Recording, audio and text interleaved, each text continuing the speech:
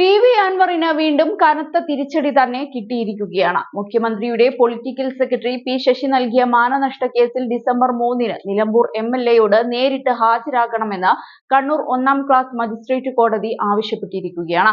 ഉപതിരഞ്ഞെടുപ്പ് യോഗങ്ങളിൽ P ശശിക്കെതിരെ ഉന്നയിച്ച ആരോപണങ്ങളിലാണ് കേസ് ഫയൽ ചെയ്തിരുന്നത്. P ശശി തന്നെ നൽകിയ മറ്റൊരു മാനനഷ്ട കേസിൽ PV അൻവർ MLAക്കെതിരെ തലശ്ശേരി കോടതിയും അദ്ദേഹത്തോട് ഡിസംബർ 20-ന് ഹാജരാകാൻ ഉത്തരവിട്ടിട്ടുണ്ട്. അപകീർത്തികരവും അടിസ്ഥാനരഹിതവുമായ ആരോപണം ഉന്നയിച്ച MLAക്കെതിരെ അഡ്വക്കേറ്റ് K വിഷ്യൻ മുഖേന P ശശി ഫയൽ ചെയ്ത കേസിലാണ് നടപടി. ആരോപണം പിൻവലിച്ച് മാപ്പ് പറയണമെന്നും അല്ലാത്തപക്ഷം നിയമ നടപടി സ്വീകരിക്കുമെന്നും കാണിച്ച് നേരത്തെ വക്കീൽ നോട്ടീസ് അയച്ചിരുന്നു. നോട്ടീസിന് മറുപടി നൽകാത്ത സാഹചര്യത്തിലാണ് കോടതിയിൽ കേസ് ഫയൽ ചെയ്തത്.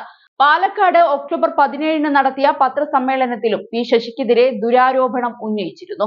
ഇതിനെതിരെയാണ് മാനനഷ്ട കേസ് നൽകിയത്. രാഷ്ട്രീയ വൈരാഗ്യം കാരണമാണ് തനിക്കെതിരെ അടിസ്ഥാനരഹിതമായ ആരോപണം ഉന്നയിക്കുന്നതെന്ന് മുഖ്യമന്ത്രിയുടെ പൊളിറ്റിക്കൽ സെക്രട്ടറി P ശശി മാധ്യമങ്ങളോട് പ്രതികരിച്ചിരുന്നു. വസ്തുതാവിരുദ്ധമായ ആരോപണങ്ങളാൽ അൻവർ മുഖ്യമന്ത്രിയെയാണ് ലക്ഷ്യമിടുന്നതെന്നും P ശശി ആരോപിക്കുകയുണ്ടായി. എന്നാൽ കണ്ണൂർ ജില്ല ഇന്ത്യയിലാണെന്നും കോടതിയിൽ ഹാജരാകുന്നത് പ്രശ്നമല്ലെന്നുമായിരുന്നു PV അൻവറിന്റെ പ്രതികരണം. P ശശിയുമായുള്ള അഭിപ്രായ ഭിന്നതയും ADGP MR അജിത് കുമാറിനെ ആരോപണമുയർന്നതിന്റെ പശ്ചാത്തലത്തിൽ ഒഴിവാക്കാത്തതിന്റെ പ്രതിഷേധവുമായാണ് അൻവർ ഇടതുപക്ഷവുമായി അകലുന്നത്. അതേസമയം AC മൊയ്തീൻ MLAക്കെതിരെ ഗുരുതര ആരോപണങ്ങളുമായി PV അൻവർ MLA രംഗത്ത് വന്നിരുന്നു. ജില്ലയിലെ ഒരു പ്രമുഖ വ്യക്തിയെ അദ്ദേഹത്തിന്റെ സ്ഥാപനത്തിലെ ജീവനക്കാരിയുടെ പരാതിയിൽ പോലീസ് അറസ്റ്റ് ചെയ്യാതിരിക്കാൻ AC മൊയ്തീൻ 10 ലക്ഷം കൈക്കൂലി വാങ്ങിയെന്നും പിന്നീട് 25 ലക്ഷം രൂപ കൂടി ആവശ്യപ്പെട്ടെന്നും PV അൻവർ ചേലക്കരയിൽ നടത്തിയ പത്രസമ്മേളനത്തിൽ ആരോപിച്ചിരുന്നു.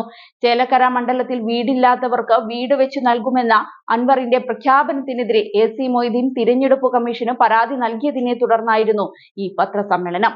പോലീസും ക്രൈംബ്രാഞ്ചും അന്വേഷിച്ച് അവസാനിപ്പിച്ച കേസ് ചില യൂട്യൂബർമാർ കുത്തിപ്പൊക്കിയതോടെയാണ് കുറ്റാരോപിതനിൽ നിന്ന് 25 ലക്ഷം കൂടി കൈക്കൂലി ആവശ്യപ്പെട്ടത്. പണം മൊയ്തീന് കൊടുക്കാൻ ആവശ്യപ്പെട്ടത് ജില്ലയിലെ പ്രമുഖ BJP നേതാവാണ്. ഇതിനെല്ലാം തെളിവായി ഫോൺ സംഭാഷണങ്ങളുമുണ്ട്.